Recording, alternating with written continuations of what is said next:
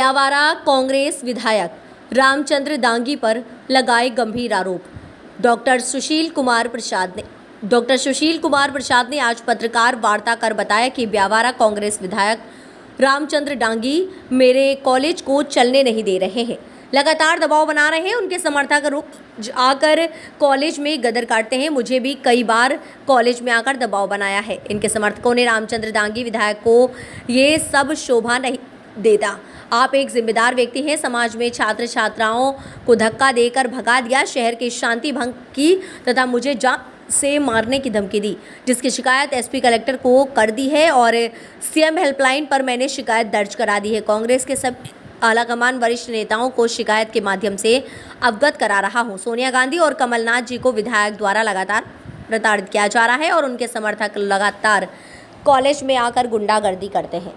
मैं डॉक्टर सुशील कुमार प्रसाद और भारतीय अमृत पार्टी के मैं राष्ट्रीय अध्यक्ष हूं और जिला राजगढ़ ब्यावरा में हमारा कॉलेज है, क्राइस्ट कॉलेज ब्यावरा।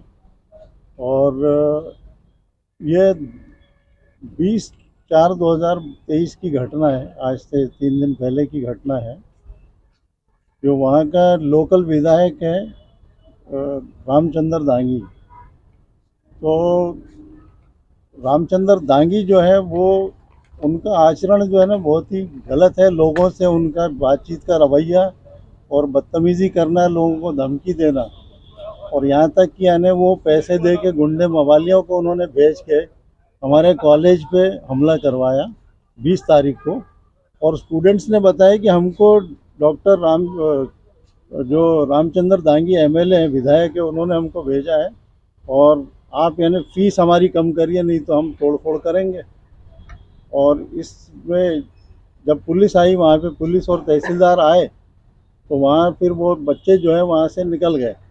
और उसके बाद क्या होता है कि एसडीएम जो त्रिपाठी है, मोहन त्रिपाठी है, उनका फ़ोन आता है बार बार कि आके आप मिलिए और आके मिलिए। जब हम वहाँ गए तो वहाँ ऑलरेडी, क्योंकि ईद और कोई त्यौहार अभी होने वाले थे अभी, तो शांति समिति की बैठक थी और उस शांति समिति की बैठक में पीआई ब्यावरा थाना, देहात थाना प्रभारी और नगर पालिका सीएमओ और तहसीलदार, एसडीएम और कांग्रेस का विधायक जो रामचंद्र दांगी और बीजेपी के एक्स एमएलए नारायण सिंह सोंधिया भी बैठे थे।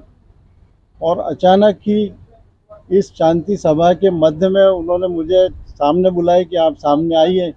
जब हम सामने जाके बैठे, एसडीएम साहब ने बोला बैठिए, लेकिन विधायक जो है वो बड़ी बदतमीजी के साथ मेरे से बोला कि अरे सुनो, खड़े रहने दो इनको। जब हमको बिठा दिया तो उसके बाद वो तू तड़ाके से बात करने लगे कि तुम्हारे कॉलेज में फीस बहुत ज़्यादा ली जाती है, लूटमारी मचा रखी है, जबकि ऐसा कोई मुद्दा नहीं, क्योंकि इलेक्शन आ रहे हैं और इनको यानी क्या मालूम मेरे से क्या खतरा है इलेक्शन में।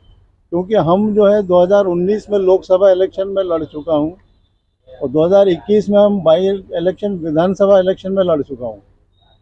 तो ये इलेक्शन को और मुद्दा बना के स्टूडेंट्स को वोट बैंक का मुद्दा बनाना चाहता है और मेरे साथ उन्होंने बदतमीज़ी की और तू तड़ाके से बात की।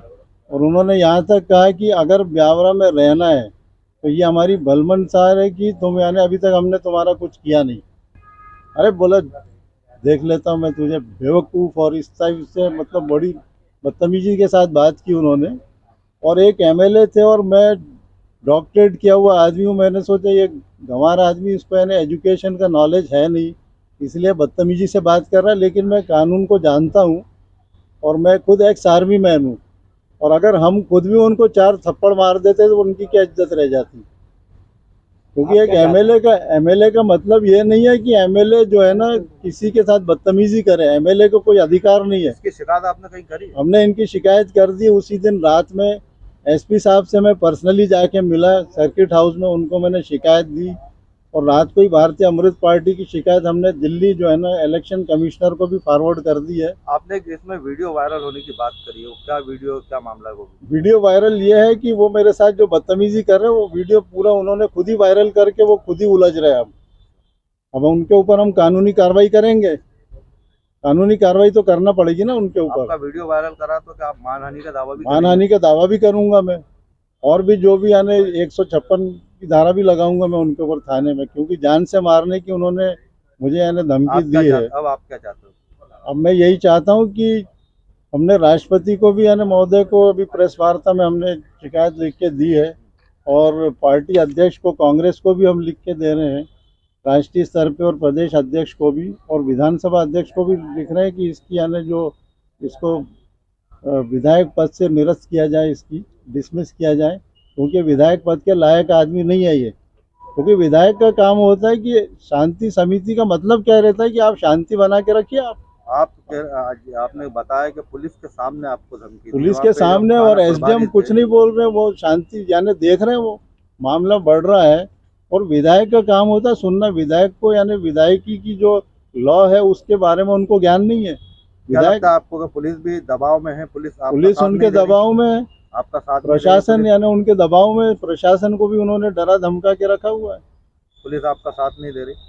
पुलिस, हमने कंप्लेंट कर दी, अभी तक कोई कार्रवाई नहीं हुई। अभी तक एफआईआर हो जाना चाहिए। इसके आगे की आपने क्या रणनीति बताई? हमने सीएम हेल्पलाइन में भी इनकी शिकायत की है, और आगे अब मैं कानूनी कार्रवाई करूंगा इनके खिलाफ। और फिर इन्होंने धमकी दी, एसडीएम साहब बैठे हुए, उन्होंने बोला तुम्हारा कॉलेज में चलने नहीं दूंगा और कल मैं ताला लगाऊंगा। और दूसरे दिन 21 तारीख को इन्होंने कॉलेज चलने नहीं दिया, और हमारे जो स्टूडेंट्स लड़कियां थी, लड़के थे, उनको धक्के मार के डरा धमका के भगा दिया गया, और पूरा धरना आंदोलन इन्होंने किया। जबकि एक विधायक जो स्टैंडिंग विधायक रहता है कांग्रेस का या किसी भी पार्टी का, उसका काम अल्पसंख्यक, वो भी क्रिश्चियन आदमी। और आप बताइए, कांग्रेस बोलती है कि हम अल्पसंख्यकों का साथ देते हैं, और ये ऐसी कांग्रेस है। आप देखिए, रामचंद्र दांगी जो है वो एक ही संस्था है, उसको बंद करवाना चाहता है। यानी हम जिला राजगढ़ के 60 साल के इतिहास में पहला आदमी हूँ जो कि यानी बीएड कॉलेज, नर्सिंग और डीएलएड में संचालित कर रहा हूँ। तो इनको बड़ी तकलीफ हो रही कि वहाँ साक्षरता ये ख़त्म करना चाहते हैं, ताकि लोग अनपढ़, गंवार और गरीब ही रहें, और ये खुद ही यानी बाहुबली बने रहें। ये इनकी मंशा है, यानी देश का नुकसान करना चाहते हैं, देश के हित में काम नहीं है। अगर आप पे कोई हमला होता है या कुछ मुझे डर है कि मेरे ऊपर हमला होगा। जिम्मेदार ये उसके जिम्मेदार रामचंद्र दांगी होगा। अगर मेरे ऊपर कोई हमला होता, मेरा एक्सीडेंट होता है, या मेरी अगर अचानक मृत्यु होती है, या मेरे परिवार के ऊपर अगर कोई विपत्ति आती है, तो मैं 100%, क्योंकि ये मेरे पीछे काफ़ी सालों से पड़ा हुआ है, तो मेरा आरोप इसी व्यक्ति पे रहेगा और इसके पूरे यानी जो परिवार के लोग हैं। इसका भाई भी यानी हमारे ऊपर कई बार वो कर चुका, अटैक कर चुका है। आपने कंप्लेंट वगैरह उनकी भी करी है पहले? भाई, हमने कंप्लेंट करने की कोशिश की, तो उन्होंने उस समय हमको रोक दिया। अगर कंप्लेंट करोगे तो भैया जान से हाथ धो बैठोगे, अकेले आते जाते हो भोपाल से, क्योंकि मेरा निवास है भोपाल में, और मैं अकेला आता जाता हूँ, कभी भी ये अटैक कर दे हमारे ऊपर। ठीक है। पुलिस उनके दबाव में, आपका साथ प्रशासन यानी उनके दबाव में, प्रशासन को भी उन्होंने डरा धमका के रखा हुआ है। पुलिस आपका साथ नहीं दे रही? पुलिस, हमने कंप्लेंट कर दी, अभी तक कोई कार्रवाई नहीं हुई। अभी तक एफआईआर हो जाना चाहिए। इसके आगे की आपने क्या रणनीति बताई? हमने सीएम हेल्पलाइन में भी इनकी शिकायत की है, और आगे अब मैं कानूनी कार्रवाई करूंगा इनके खिलाफ। और फिर इन्होंने धमकी दी, एसडीएम साहब बैठे हुए, उन्होंने बोला तुम्हारा कॉलेज में चलने नहीं दूंगा और कल मैं ताला लगाऊंगा। और दूसरे दिन 21 तारीख को इन्होंने कॉलेज चलने नहीं दिया, और हमारे जो स्टूडेंट्स लड़कियां थी, लड़के थे, उनको धक्के मार के डरा धमका के भगा दिया गया, और पूरा धरना आंदोलन इन्होंने किया।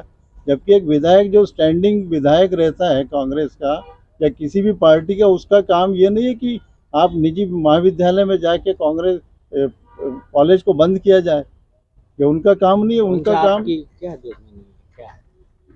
दुश्मनी क्या है उनसे, या आपने जो चुनाव लड़ा था वो यही चाहते हैं कि उनके जो बच्चे आते हैं, तो वो क्या मालूम उनको क्या कमीशन चाहिए, क्या चाहिए। कभी बोलते हैं इनकी फीस माफ़ कर दो, और इन बच्चों को आप ज़बरदस्ती एडमिशन दो, और आप इनको यानी पास करवा दो, और अगर मेरे गांव के बच्चे फेल हो जाएंगे तो मैं तुम्हें यानी देख लूँगा। आप जो बोल रहे हैं, आपके पास इसका कोई एविडेंस है? एविडेंस है, कई बार फ़ोन उन्होंने किए। अगर हम यानी डीआईजी साइबर से अगर हम उसके वो निकलवा लेते हैं तो आपको दिख जाएगा। हमारे यहाँ जो लेडी प्रिंसिपल और स्टाफ है, उन तक को ये चमका चुके हैं फ़ोन पे। और इनका भाई जो विष्णु दांगी, वो फ़ोन करता है। आपका अगला कदम क्या रहेगा? हमारा साहब अगला कदम यही है कि हम इनको यानी हम इलेक्शन तो यानी इनकी शिकायत करेंगे इलेक्शन कमिश्नर से भी, और राष्ट्रपति से कर रहे हैं, गवर्नर से भी कर रहे हैं, और आगे यानी इनके ऊपर कानूनी कार्रवाई तो करेंगे। आपका नाम बता दीजिए। मेरा नाम है डॉक्टर सुशील कुमार प्रसाद। और मैं क्राइस्ट कॉलेज का चेयरमैन हूँ। दूसरी बात है कि मैं एक अल्प